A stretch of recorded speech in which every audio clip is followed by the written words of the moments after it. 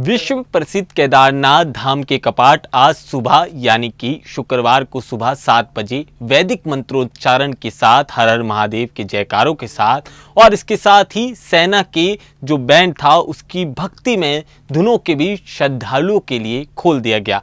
उत्तराखंड के मुख्यमंत्री पुष्कर सिंह धामी की उपस्थिति में कपाट खुलने की जो प्रक्रिया थी वो संपन्न हुई, जिसमें हजारों भक्तों ने बाबा केदार के दर्शन किए।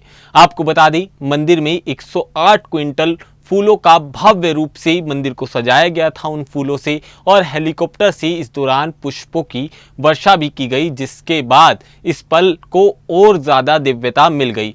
इसके साथ ही एक बड़ा सवाल उठता है कि आखिरकार केदारनाथ धाम मंदिर का इतिहास क्या है और इसके साथ ही ये इतना ज़्यादा महत्वपूर्ण क्यों है। आपको बता दें, केदारनाथ धाम हिमालय की गोद में 3583 मीटर की ऊंचाई पर स्थित है। इसके साथ ही 12 ज्योतिर्लिंगों में से एक और 4 धामों में से महत्वपूर्ण पड़ाव इसे माना जाता है। पौराणिक कथाओं के अनुसार भगवान शिव ने यहाँ पर नर नारायण ऋषियों की तपस्या से प्रसन्न होकर ज्योतिर्लिंग के रूप में वास करने का वरदान दिया था। माना जाता है कि आदि जो शंकराचार्य थे 8वीं शताब्दी में वर्तमान मंदिर का पुनर्निर्माण कराया और यहीं पर उन्होंने समाधि ली। एक रहस्यमयी कथा के अनुसार तो चर्चा ये भी है कि मंदिर का दीपक शीतकाल में 6 महीने तक बिना किसी की उपस्थिति के भी हमेशा जलता रहता है और कपाट खुलने पर मंदिर उतना ही साफ मिलता है जितना कि पुजारियों ने छोड़ा था। साल 2013 में विनाशकारी एक त्रासदी आई और एक बाढ़ ने बड़ा विकराल रूप ले लिया, जिसके बाद मंदिर को भीमशिला ने सुरक्षित रखा, जिसे भक्त भीम द्वार स्थापित मानते हैं। ये धाम न केवल धार्मिक बल्कि सांस्कृतिक और इसके साथ ही ऐतिहासिक दृष्टिकोण से बड़ा अनमोल है। इसके बाद आस्था का सैलाब यहाँ पर उमड़ता दिखाई दिया है। आपको बता दें, कपाट खुलने के साथ ही केदारनाथ धाम में भक्त जो थे वो भारी भीड़ के साथ पहुंचे थे।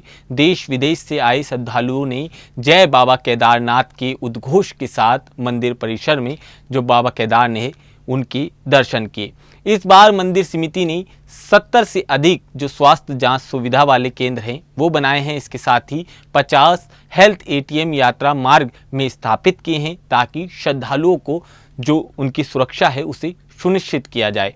हालांकि मंदिर परिसर की बात करें तो वहाँ पे 30 मीटर के दायरे में मोबाइल फ़ोन का उपयोग प्रतिबंध लगा रखा है। मोबाइल इस्तेमाल नहीं कर सकते।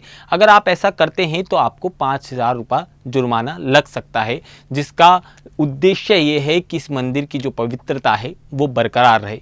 आपको बता दें, पिछले साल 16 लाख जो तीर्थयात्री थे उन्होंने बाबा केदार के दर्शन किए थे और इस बार उम्मीद है कि लगभग 60 लाख श्रद्धालु आने की संभावनाएं जो हैं वो जताई जा रही हैं। भक्तों का कहना है कि केदारनाथ की यात्रा उनके लिए आध्यात्मिक शांति और ईश्वर से जुड़ाव का माध्यम है। इसके साथ ही सरकार ने भी अपनी पूरी तैयारियों को सुरक्षित किया है। उत्तराखंड सरकार ने 4 धाम यात्रा को सुगम और इसके साथ ही सुरक्षित बनाने के लिए व्यापक इंतजाम किए हैं।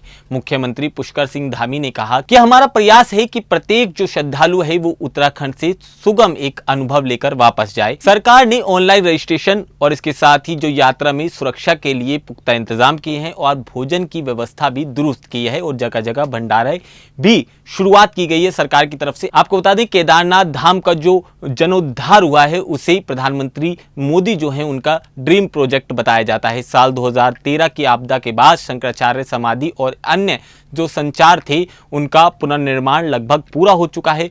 यात्रा मार्गों पर बर्फ हटाने के लिए एनडीआरएफ की टीम और साथ ही आईटीबीपी के जवान जो हैं उनकी टीमें लगातार तैनात हैं।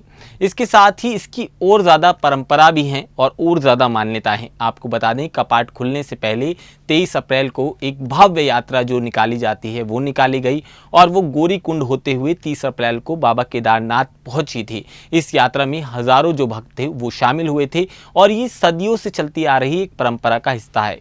अब केदारनाथ धाम के कपाट खुलने से ये अवसर और इसके साथ ही केवल इसे धार्मिक ना मनाया जाए बल्कि ये एक ऐतिहासिक उत्सव माना जाता है, बल्कि भारत सरकार संस्कृति, एकता और इसके साथ ही सरकार के जो संगठन है उनकी क्षमता का प्रतीक भी है। बाबा केदार के दर्शन के लिए उमड़ रही भीड़ लगातार बढ़ती ही जा रही है, जिसके लिए सरकार ने भी पुख्ता इंतजाम किए हैं जिनको हर कोई सराहता है।